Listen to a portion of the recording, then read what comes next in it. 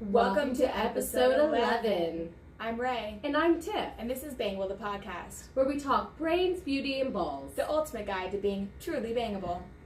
Welcome, welcome.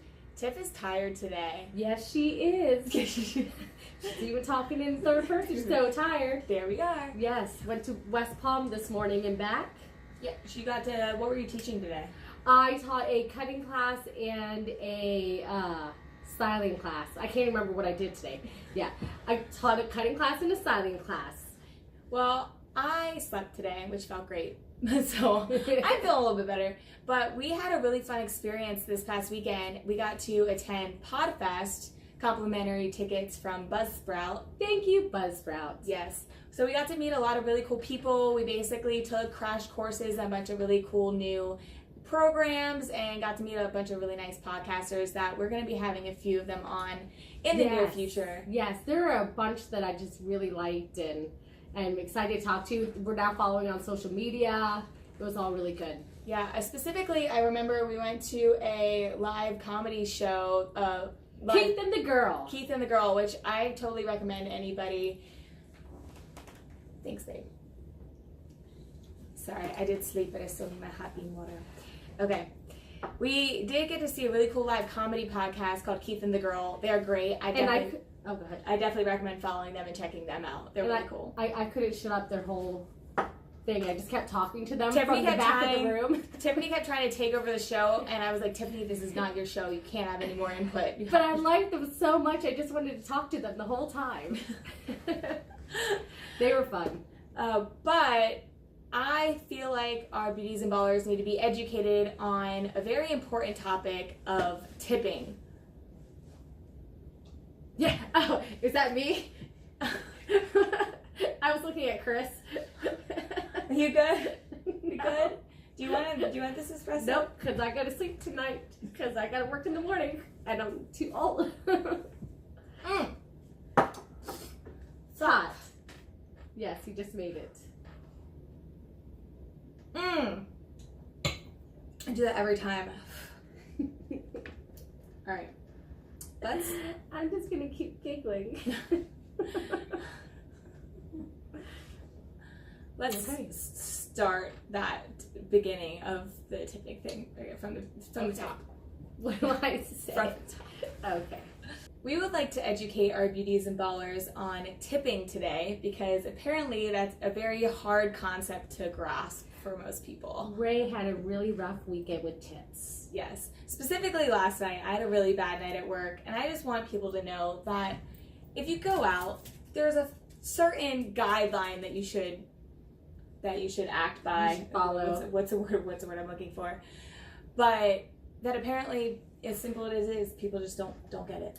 I think it has to do with everything that is going wrong kind of in our society. The idea, I saw a meme that was talking about why has customer service gotten so bad these days, and the rebuttal was, why has customer behavior gotten so bad these days? This is true. As someone that worked in customer service, it is such a long day, but then on top of it you have just assholes. Yeah, because we forget to treat each other how we want to be treated. Treat each other with respect. And we're actually going to see these people again, the things that we do, the things that we say, how we treat the people who are taking care of us actually matters. So I'm going to go through a couple quick tips of what not to do if you want decent service and you don't want your servers to really hate you. Yes, I remember House of Blues, which is why I quit. And I think it also, depending on the service industry, because, where I am as far as the tips that I get within my industry, I think it's very different from when I was in the restaurant and hospitality industry. There comes a level of, what was it called? Situational authority that happens depending on what you're doing that I think make people tip more or less. Yes. But even though you're the same person, because I remember going to work and working in the restaurant and people wouldn't treat me well or tip me well, then I would go to the salon and those same stereotype of person, people would treat me really, really well and tip me really, really well. And I didn't understand why, like, I do the same thing. I'm the same person yet, and they're the same person, yet the tips are so different. Yeah. So, for starters, if there are free drinks, that does not mean you do not tip. If anything, that means you tip more. Last night, we did free drinks for 4 hours, and I got $2 in tips in those 4 hours. Ooh. Yes. Ow. So you don't have to tip a lot. What nice basis to go off is $1 per drink. Yeah. $1 per drink. Easy. It's really not hard. It's simple. And if you don't have that, then don't go out. Go get a bottle and stay at home, and don't talk to your bartenders. Don't talk to anybody. Just keep your cheap ass home and drink from your own bottle, because it was just ridiculous. And if you want really good service, tip a 20 at the very beginning, and Yes. they'll keep coming back to you. Yeah, I don't care. If you give me a 20 at the beginning of the night, it does not matter if I have a line 6 deep at my bar. I will make sure that you have your drinks. And that goes for, pretty much any bartender. Second note, especially if you don't tip well and then you proceed to whistle or slap the bar, you are definitely not going to get service. I was trying to be a decent bartender last night, and it happened multiple times where I served literally 7 rounds of drinks to somebody without one single tip. But then they did come to me with a $100 bill and asked me to break it, and I proceeded to help customers while I was waiting for the ones, and this guy proceeded to interrupt every single one of my conversations with my guests to make sure that he was getting his change. So when I handed him back the $100 in change, he went to put it all back in his pocket and walk away, and I called him out and I said, okay, so he goes, oh, thank you so much, you're a great bartender. I said, I don't pay my bills and compliments. I really wish I did, so I'll take $10 off that stock I just gave you. Oh. And it worked, and he gave it to me because I called him out. Good. But Good for you. don't make us do that. Yeah. I've had to stand in the middle of the bar. Us bartenders at one of my last bars I worked at stood in a circle, and while everybody was like asking for drinks, we just stood there and said, sorry, none of you have tipped us, so we're not going to serve you drinks anymore. Wow, yeah. I can't do that at the bar I'm at now because it's new and they want perfect customer service no matter what. But yeah, just know that we hate you if you do not tip at least $1. It's not that much, I feel like. I did that at House of Blues when I would cocktail serve in the concert hall, and it would take me like 10 minutes to get through a crowd of 1,000 people to bring somebody a beer, go to the bar and bring them a beer, and they would give me a quarter. Like, oh, that's cool. Thanks. You'll never get a beer from me again.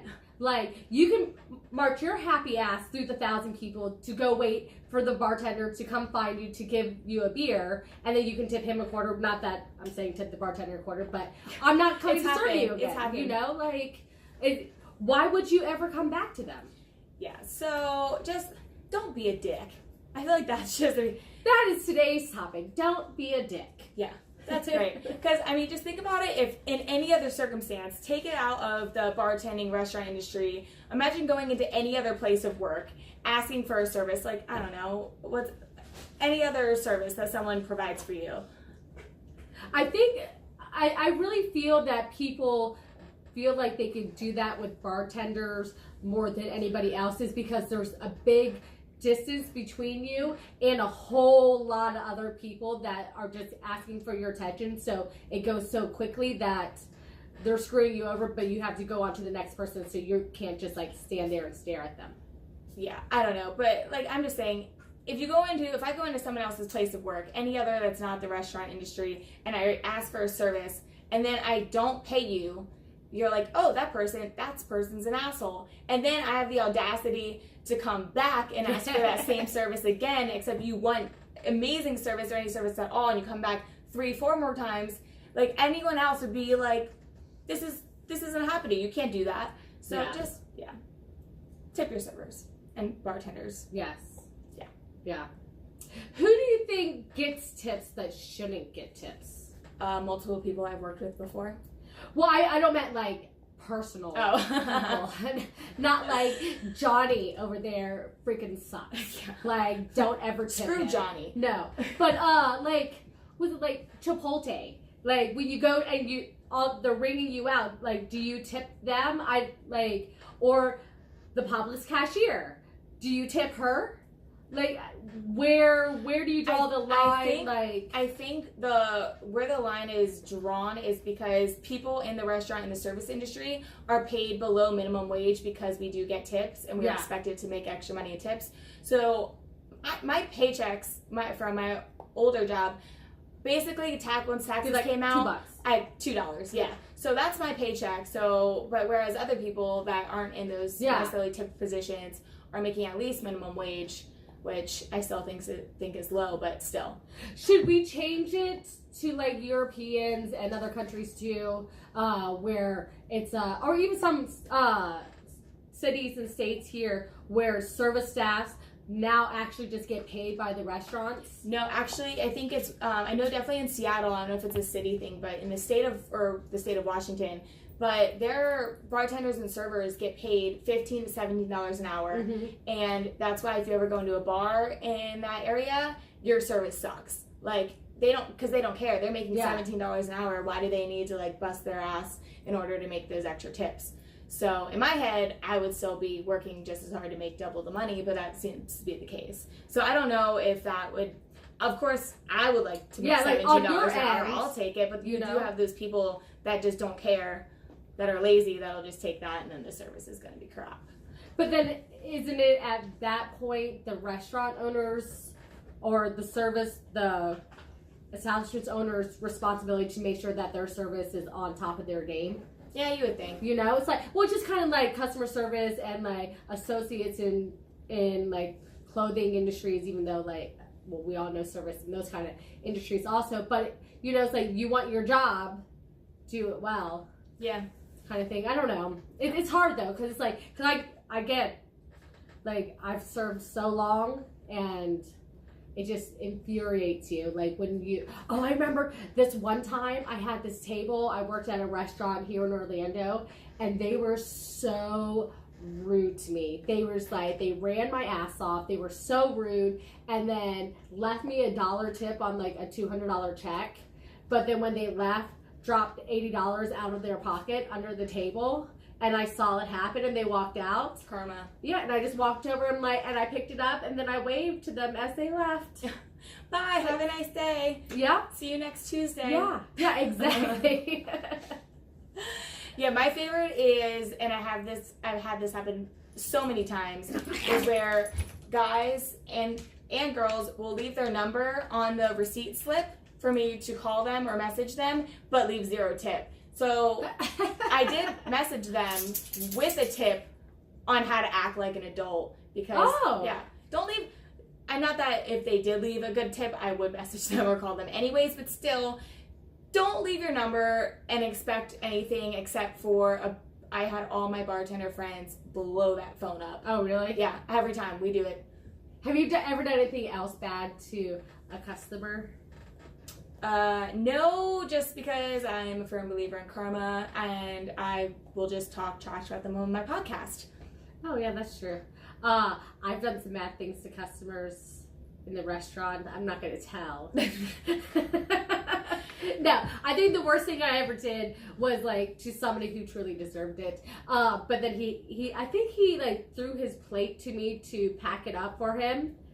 And I was like, okay, and then dropped the fork a couple of times and then used that fork to pack up his food for him. Yeah. I don't know if I should mention this or not, but after about 5 rounds, I mean, I'm talking like 5 rounds of different drinks. It's not just like beer or whatever, because that's, still need a tip, but whatever. After 5 rounds, when you order that 6th round and you haven't tipped me, I cut your alcohol percentage and charge you the same. Oh, yeah. Good. Yeah. I feel like maybe you've drank too much that you don't know how to do math. So I'm going to limit your alcohol pour, which is fine. If you give me nicer tip, I'm more than happy to make your drink a little bit stronger. Yeah, that's what people don't understand. I don't think that people get that. Like, you do realize just that $1 extra is going to get you stronger drinks or better drinks. Whereas I don't give one crap if you don't tip me. I don't care whether or not you like it. You're going to tell me there's no alcohol in it? Yes, You're there just is. drunk. You're just Who's drunk. it? I saw, I have another client who's a bartender, and I know, what did she would always say, she would just tell them to F off, and then if anything, she would just pour like a little smidgen right on the top with the straw. I do that. Yeah, and it's like there Or you go. you know those people that even though you give them a double pour and they go, there's not enough alcohol in here, then I just put a little bit in their straw and hand it to them so that their first sip is extra strong because I'm not going to pay out of my pocket to make your drink stronger. Yeah, it's just after I already have plenty of alcohol in there. That means I make a good drink. No. I feel like that's it. If you want it to reek of alcohol and you don't want a good drink, then get a shot on the rocks or something. This really does go back to that meme of why customer service, is bad, because customer behavior is just so bad. Yeah, I feel like I'm still too nice. I'm still too nice, and I will give you really, really great service, but I'm very angry at the end of the night. Yeah. Like, there's no reason any bartender or server should have to bust their ass for 8 hours and serve you and your friends all night. And you want us, and you say, smile. Why aren't you smiling? Oh, like, no, that's so annoying. I'm not smiling because I'm not making any money because of your dumb ass. That's why. Can you hear how fired up she is? Fired up. Fired up. I was fired up earlier too because I had a rude girl in my class show up in the middle of my class and interrupt everything that I was teaching to talk about things that I wasn't teaching and then argue with me about things that I was teaching without understanding any of it. And I had to literally shut her down and tell her, because I would say one sentence and she would rebuttal about something that wasn't relevant. You're like, this is not a double-sided thing. This is not a debate. No. I'm teaching you. Yeah, and then I'm like, well, why don't you listen to everything that I'm teaching you, hear it, and then make a response?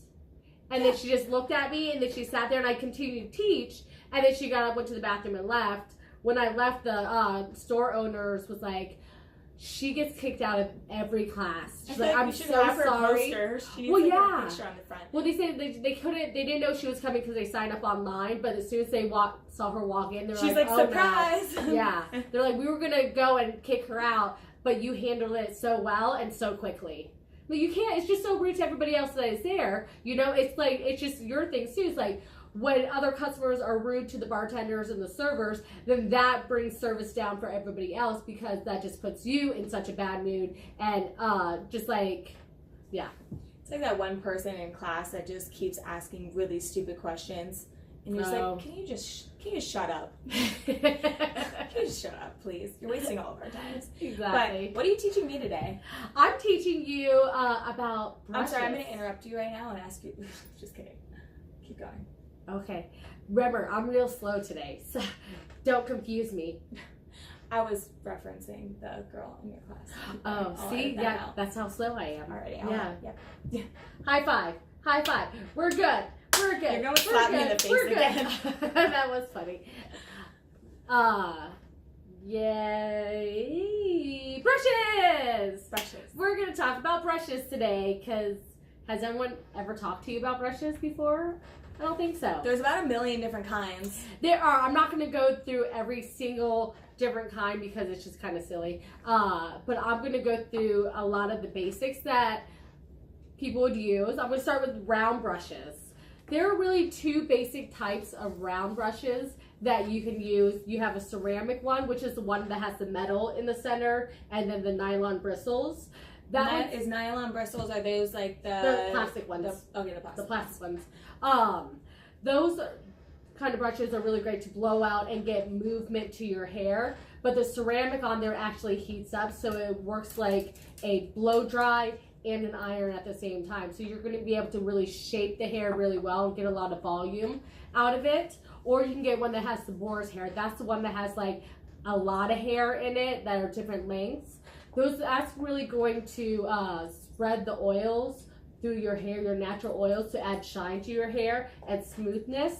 It also creates more tension. Have you ever used it, like, you can feel the tension in there so much stronger with that because there are so many more different hairs. You can also find some that are mixed. That's my favorite brush. That's the one I gave you. Yeah, the brush that you gave me for Christmas is amazing. Yes. It grabs the hair, but it also, and this is what really annoys me about round brushes, is that when you're doing that motion, which I barely got down, but is when your hair wraps around where your handle is, and it gets stuck there, and the brush that you gave me does not do that. We'll go over that portion of it later because it's hard to find a brush that works correctly. That one's really good though. The reason I like that one because one, hair doesn't get stuck anywhere. Two, it has a copper core. It's from 1902. It has a copper core that's going to heat up and be antimicrobial, but it also has one strip of boar's hair so that it gives that little extra tension and oil spread on it. That is really, really awesome. I love that one. So would you recommend people that like have more oily hair not use that brush then?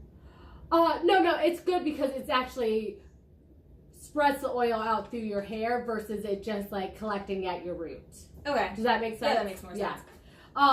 There are also some really funky ones out there. Like I see a lot of stylists now use these square round brushes, which is good because it's a square round brush. Yeah. But it's doing the same thing, but because it has flat surfaces, they can really smooth and straighten with it, or they feel like they can. I think it's dumb, but you know, that's just what I think. You can also use a paddle brush, which is it's like a classic hairbrush. It's just a nice little paddle brush. Just a flat little rectangular one. And those have different teeth. A lot of people try to detangle their hair with that, and a lot of times that will break your hair. Oh, that's what I do. Yes. Here's the trick though. If you want to use that to detangle your hair, hold it through your hair that when you look at it, all the bristles are completely in line, because usually what happens is if you hold it vertical, all the bristles are in line and there's even space between them. If you hold it to the side or at an angle, they're kind of zigzagged. You know, they're brick laid. And so that's when you're going to start breaking your hair. But if you have it to where they're all in a line, it'll actually go through your hair smoothly and help detangle it. So you're supposed to hold it like a microphone, yes. basically. But that's usually how to detangle. And then you can use just the top couple of portions of it to detangle starting from the bottom up. Oh. Versus what everybody does is turn it to the side and rip through because your that's hair. how you feel like it needs to go. Yeah. Is turn to the side. Oh, so you want to hold your brush like a microphone. Yeah. Good to know. You can they also have paddle brushes that have the boar's hair in them. Those are really good to smooth flyaways out of your hair. You can get different softness and hardness. The softer ones are really just going to lay over the top. They also feel really good for brushing your hair at night and spreading that oils out, getting any debris that's out of your hair. That's what they used to use when they would tell you to brush your hair like 100 times a day. I remember that when you were younger, and they're like, you have to make sure you go through your hair 100 brushes. Yes. Who's got time for that? That, exactly. Marsha Brady. Although, I don't know about you, but there's nothing better than a good hairbrush. Whenever Tiffany brushes my hair when she's doing it, I go and like goosey. I get the goosies. There's something, I think all the nerves on your head with somebody else playing with them just get stimulated, and really because it's such a vulnerable spot on your head that when you let somebody play with it, it really sends a lot of relaxation, like signals through your body. Because you're being vulnerable and you're being nurtured. Basically every muscle in my body just goes, Yeah. I think it's like when mom animals like lick their babies, you know? I think it does the same. It releases oxytocin or something. Oh, forget the brush. Just lick my hair. Yeah, just lick my head. Give me some oxytocin. You can also, there's a brush that I desperately want. So if anybody wants to send it to me, please do. It is called the Mason Pearson brush. It is a mixed boar's hair and nylon brush. It is the Queen's brush. You told me about the Queen's brush. Yes. I ordered one on Amazon and then realized that it was a fake. A little mini brush from them on a fake site is $105. In real life, you can only buy it from authorized retailers. And usually they're from $150 to $300 for a brush. But this is the type of brush that you can pass on through, generations, and like 20, 30 years can go down the line and this brush is still in perfect condition. Every single one is handmade. The nylon bristles are spaced perfectly according to how they've been making it since 1885. It spreads the oils in your hair, it detangles, it's super gentle, it stimulates your scalp. All these amazing things for a $300 brush. I feel like for a $300 brush, it better make me look like Rapunzel. Well, it's the Queen's brush. I can make you look like Rapunzel. Oh, okay. I got a bunch of hair right here. She's got hair for days hanging all over this room. Exactly. The next brush I'm going to tell you about is a French tease brush. This is the brush that's like long and skinny, and it kind of has like a triangular top of horsehair bristles. That's meant to backcomb and tease your hair because it does have that point. You can curve it and then get those little extra hairs that are sticking out to push down and give you some poof. The last brush I want to talk to you about is a wet brush. You may have seen this or heard about this from other places. Do you know the wet brush? No. Okay. The wet brush is a paddle brush that was made specifically to detangle wet hair. And then you can find them at Walmart, CVS, they're all over the place. But they're a regular paddle brush, but the bristles on them are so soft and flexible that when they go through your hair, it hits a knot and then falls out of it, and then the next one goes. So it's like tiny little fingers detangling all these little knots in your hair. Interesting. So yeah, so it won't break your hair. You can find them everywhere. They're like $5. They're super cheap. But this will lead perfectly into what else I need to talk to you about is when to get rid of your brushes. You know, when you have brushes that have little knobs on the tip of it, and those start to fall off or break or like, and they start scratching you. You know what I'm talking about? Yeah. When you have that brush that's like not scratching you. Throw it away because all those little scratchy things are actually breaking your hair. That makes sense. So yeah, so throw it away and clean your brushes. That's what I was going to say. I'm really bad about this. Chris is actually much better about cleaning brushes than I am, which is funny. But yeah, I don't know when. Whenever it looks really gross is when I start to clean them. Well, I probably do it with my own personal brushes. Yeah, once if I see hair sticking out of it, I'll take it out. In the salon, I take it out constantly. I don't like if there's a hair in it. That's because you're going from person to person. Exactly. I don't want like your hair going to my next clients. Well, not that really I care, but you might care. Yeah. So I clean it. An easy way to clean it is actually to either take a pen or a comb, whatever you have handy, and just go over the top of it, and the comb or the pen will help pull it all out. If you have a lot gunked in there, that's usually when I'll use a pen because the pen's a little stronger and you won't break the little needles of a comb. But okay. A comb works really well. Well, that's actually was going to be my question for you. What's the difference? When should even I use a brush as opposed to a comb? Because I see combs. I hate using them, especially like the little combs. I can't get that through my hair. My hair is too curly. Well, that's what it is. It's like when you need that tension for your hair, when you're doing some detailed works and moving your hair, like you need to create a part line, you need to separate, you need to detangle a thin piece of hair. That's when I would use a comb. But if you can do it with the brush and you want to do it with the brush, do it with the brush. You know, if you feel confident with the comb, use a comb. You kind of just use what works, but usually combs are really meant for more detailed work because you just have one row of bristles to go through your hair. That makes sense. Yeah. Dang. Yeah. Didn't know you knew so much. Didn't know you needed to know so much about brushes. Yeah, I need to know a lot about anything that has to do with hair. I'm pretty much. Yeah. Oh, actually, I did want to tell you. Okay, small details because you mentioned earlier about finding a brush that works. The biggest things that I look for in a round brush as a hairstylist are that there are no places for it to get caught, hair to get caught under the top cap of it. Like if there's a space where they're putting the nylon, the ceramic connected to the handle, if there's any kind of space in there, hair's gonna get caught in there and it's gonna pull.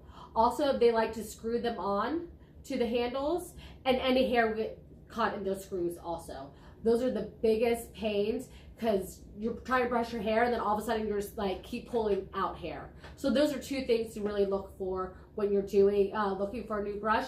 Also what the handle feels like, because you can get a lot of hand fatigue. So if you have something that has a little bit of grip right between the handle and the head of the brush, if it has some kind of little grip right there, you're gonna have an easier time with the brush. Okay. Yeah. Nice. Cool beans. Yeah, I love the brush that you gave me for Christmas. Oh, it's the best brush. Yeah, it's amazing. Yeah, I hoard them. They were on sale, so I want them all. How many did you buy?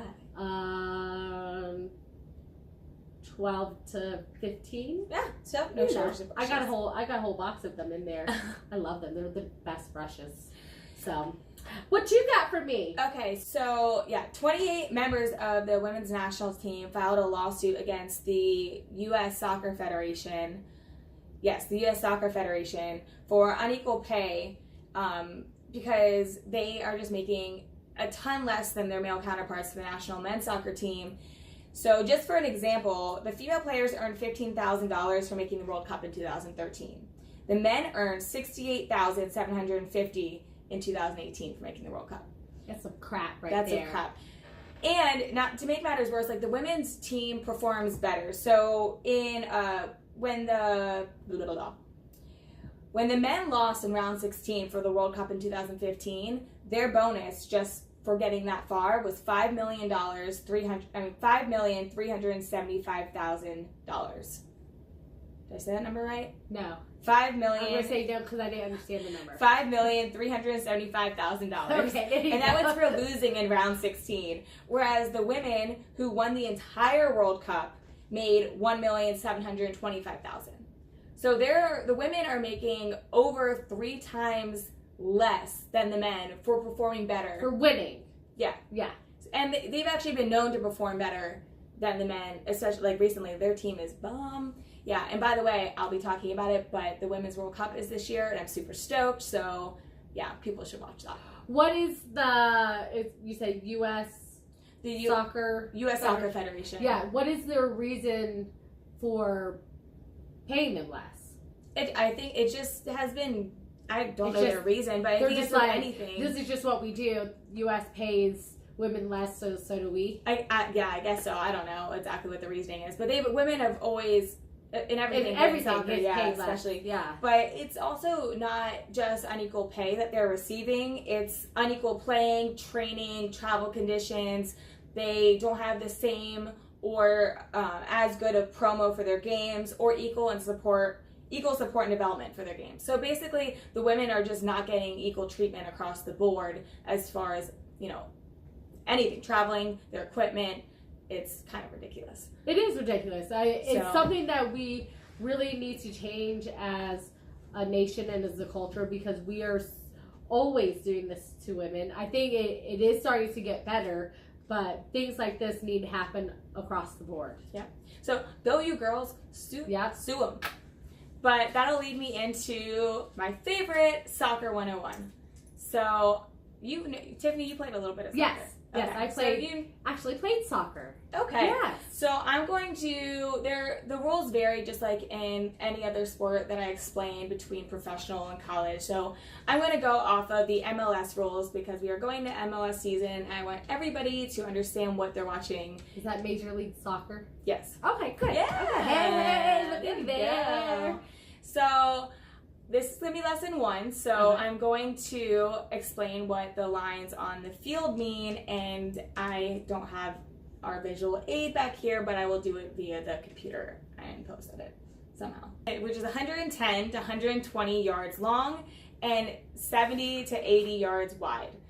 In the very center of that field, you have your midline, which makes sense because it's halfway across. The line in the middle. Yes. The field. Now that large circle in the center of the field where gameplay begins is your center circle. It still makes it very self-explanatory. The names are really... I know. It's really... Your sidelines that go long ways. Are they on the side? Yeah, they're on the side. They're sidelines, but technically in soccer they are called the touch line. Okay. But sideline, you get the same idea. The lines where both the goals sit is the end line or your goal line. Imagine that. So that makes very self-explanatory. You have your corners, the 4 corners of the field. And then you also have in front of each goal the small box and a larger box. These are the penalty box and the goal box. Okay. So right in the center, about I think it is 11 yards off of the goal is your penalty point. That's where if you have a penalty kick, the ball must reside on that circle. Okay. And right outside the box, the goal box, that is the big box in front of the goal, you have a little arc. This is called the penalty arc. This is where everybody must stay outside of that arc and outside the goal the goal box while penalty kick is in place. Okay. So that penalty arc is aptly named because people must reside outside of it while the penalty is being kicked. I vaguely remember this. I was always in defense, so I was, on the other side, I guess. Yeah. But no, but that does make sense. Okay, I'm glad. Okay, so in a regular MLS game, there's 90 minutes of gameplay. This means there are 45-minute halves, and if there's any foul or stoppage of time, it is added to the end of each half. Okay. So there's overtime, and that just gets tacked on at the end of each half. Other than that, excuse me, I'm trying to say, I kind of did this out of order, but that's okay. So in a regular MLS season, we have 24 teams, and each team is going to play 34 games. Each team has 17 home games and 17 away games. And the way that the point system is done is obviously when you score a goal, that is a point, and that's just basic soccer. Yeah. And basketball, you got all the different scoring, 3 points, 2 points. Soccer, if you score a goal, you score a goal. But to base the rankings off for the whole season for all the MLS teams, if a team wins a game, they are awarded 3 points. Okay. If a team ties, they get 1 point. If they lose, they get 0 points. Uh-huh. And it does not matter the score of the game. It can be 5-4, 0-0. Okay. That is what creates the rankings in throughout the MLS teams. Does that make sense? Yeah. Okay. So each team is able to have 11 players on the field at one time. In MLS, you're allowed to have 17 players or 17 individuals on your bench during this time. So you have your 11 players on the field. You can have 7 substitution players. You can have 7 substitution players, 9 staff members, and 1 club physician. So at any point, that's the only players allowed are those individuals. Yeah, the soccer's the one, like, if somebody accidentally touches over the line onto the field, then you get, like, penalized for that too. I don't know. Okay. Like we're hanging out on the side of the field. Oh yeah, you just don't do that. I think they stay behind. But so each game you do have 7 substitution players available on your bench, but during each MLS game you're only allowed 3 substitutions per game. Oh, but you have 7. Okay. So it depends on what player needs it. You have 7 substitutions. So are you ready to learn you already kind of know, but I'll go over the positions for soccer. I remember stopper. You remember stopper? Yeah. So I'm just going to I'll go into more detail in another episode, but you have your forwards, your defense, your midfield, and your goalkeeper. So like I said, there are 11 players on the field. The most basic, how do I want to explain this to them? You have offense, the most defense. basic lineup, from the basic lineup is going to be a 4-4-2. That means 4 defenders, 4 midfielders, 2 forwards. There are many different ways that teams can go about changing that up, but that is your most basic. I say 4-4-2. That does not include the goalkeeper. So you have your goalkeeper, 4 defensive, 4 midfield, 2 forwards. What position did you play? I played outside mid. Okay. So if you are gonna go by the 4-4-2 lineup, you would see that there's 2 inside mids, 2 outside mids, and then you have your 4 defensive players, whether that includes a stopper, a sweeper, and your outside defenders. I can go into way more detail about this in another episode. This is just the basics, the 101s. I don't know if I want to do this, but I'm going to go into it anyway. So I will go into the details of fouls and penalties and offsides because I definitely need visual aids to explain offsides. But you will always see yellow cards and red cards being given out. So there are typical fouls, which, like I said, I'll go into detail. But if you see a yellow card being given out, that means there's just excessive unsportsmanlike conduct or any kind of infringement on the law of the game to a certain extent. You're given a yellow card. A player is able to be given 2 yellow cards. After 2 yellow cards, it's an automatic red card. You can stay in the game if you get a yellow card. If you are given a red card, which is just flagrant, violent misconduct, I'll go into the details. Maybe Tiffany and I will show you exactly what these look like, because Tiffany loves to slide tackle. Yes. Well, that's what they always say, go for the ball, not the people. I was just super aggressive and would just try to kick people. Yeah, it's okay. Yeah. I do it too. Yeah, it's fun. But if you are given a red card, you are going to be immediately dismissed from the match. You get a red card, you're off the field, and you have to leave. But the team is not able to substitute in for the player that was given a red card. So now for the remainder of the game, the team must play with one man down. Okay. This I didn't know. Yes. Yes, okay. So a lot of times coaches after, 2 yellow cards one yellow card will pull the player out, but that's kind of depends on the game or the match or whatever. Yeah. But there are also in the MLS fees and fines involved with yellow and red cards. That, oh, really? Yeah, the player and the team get a fine if you get a yellow card? Specifically red cards. Okay. You definitely, you have to pay a fine. And I need to double check this, but if you do receive a red card, there is the chance that you are not able to play for the next 1 to 3 games. Wow. So that's some harsh rules. Yeah, well, you just shouldn't get a red card. Yeah. Well, I mean, but sometimes you just get overly aggressive. I guess, yeah. Well, you're not a pro. This was just in city league. But even if even in high school and college, if you get a red card, you're dismissed from the game. Yeah. Anyways, but I plan on going into much more detail. So I'm going to go into, in future episodes, I'm going to go into detail about what each position's responsibilities are. I'll be able to show you where their place is on the field, as well as I'm totally going to talk about the midfield because midfield's best. Just kidding. But I will also go into more detail on my favorite players, which is Tiffany's face is glowing, because we're going to do another hotness ranking. We are going to start doing hotness rankings for soccer, which is awesome because it's a bunch of tatted European-looking men. I think I like the look of soccer players better than football players in general. I feel like they're always more stylish. I don't know, maybe because they're like leaner guys. Yeah, I guess it just depends on your taste. But yeah. I guess we're gonna find out if your hotness rankings do as well for soccer as they did for football. Let's see. I don't know. I was the football whisperer.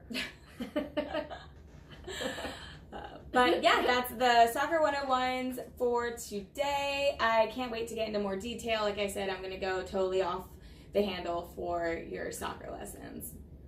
I'm excited to play something. Like, get out of my house and stop working for maybe 15 minutes would be nice. Or any more than 15 minutes. But I'm actually super excited. I'm going to head out to LA this week. And I've never been to LA before. So Chris and I are heading out there. I get to attend a home match, the last home match for the UCLA Bruins ladies for gymnastics. Which is going to be so cool. Yeah. You heard us talk about Miss Val on earlier episodes, so I'm going to get to see her in her coaching element and spend some time with her and the Bruins ladies. So keep a lookout on our Instagram and social media. I'm going to keep all of you guys in the loop. And fingers crossed, on top of all that excitement, I'm going to try to get a tour of the new LA Rams Chargers Stadium while I'm out there. That'll be awesome. It'd be really cool. I'm going to be here in my house working on this Behind the Chair one-shot award. Ray's here, she can see it. You guys unfortunately cannot see this huge contraption that I put up in my house. I'm pretty impressed. I don't know how she manages to do all these things, but there's zip ties. That's my MacGyver PVC. Yes, this is basically netting in order everywhere. to hang my 15-foot braids from it. I took PVC piping and then zip tied a 10-foot what is that? Wire mesh? Yeah, wire, like fencing, chicken wire almost looking thing to the top of it, and it's suspended from my ceiling right now, and then I will be suspending 15-foot braids from it. And that's what I'm going to be doing this weekend, or this week, because it's a Monday. And then after I do that, then I'm going to go through a crochet and pull hair through each individual braid as well so that it flutters. Yep. Well, yeah. I will be at LA, so yeah, I'll be here. That's like, give me 15 minutes outside, somebody. Yeah, I was like, as lovely as that sounds, yeah, I'm gonna go to LA. But yeah, y'all watch my social media so you can see what happens with me and what happens with Ray. Yes. Also, I want to throw it out there. If any of our beauties and ballers are more interested in hearing about a certain MLS team, or friends, or are very, large, or want to know more about a soccer team, please email us, because I would love to go over that with you, because there's no way I'll be able to go over all 24 MLS teams in detail without boring you guys to sleep. So if anybody wants to hear anything specific, please hit us up on our email, which is bangablethepodcast@gmail.com. Or you can find us on Instagram at Bangable the Podcast. Or Twitter at Bangablethepodcast. On Facebook at Bangable the Podcast. I mentioned that. Or YouTube at Bangable the Podcast. It's amazing. And don't forget that you can now listen to us on Spotify under Bangable the Podcast. Thank you so much. We out.